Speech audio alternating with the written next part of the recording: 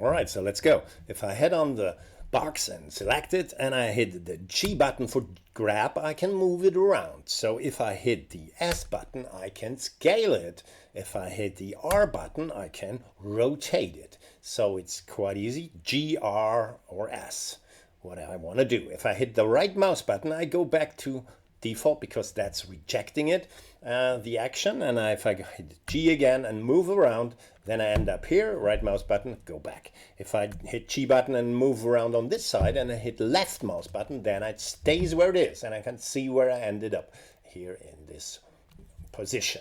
Now, how do I get a better direction control to go back? So I'd hit Control Z to be back on the origin, which is undo, and then I just go GZ. So now I can go upward in Z direction. So that's a very clear movement, so I can see where I am and how I moved it from every side. It's just directly above. If I want to go to the X direction too, I hit GX again, and then I can move towards our camera. Yeah. So now I moved very clean up to Z direction and then afterwards up to X direction. So I go back once again with Control Z. I can go back whenever I want with Control Z for undo.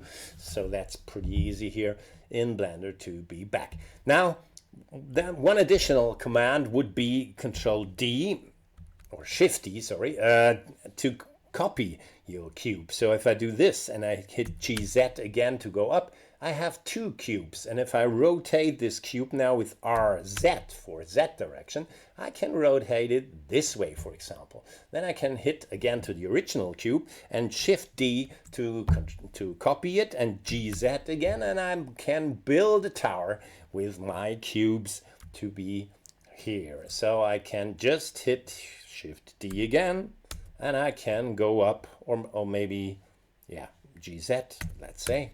And I go up and I want to rotate it RZ for Z direction rotation.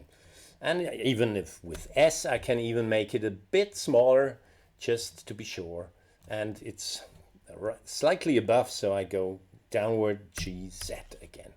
So let's try to build up a cube tower like that with all these commands: G for movement, R for rotation, and S for scaling, and Shift D for making copies of it.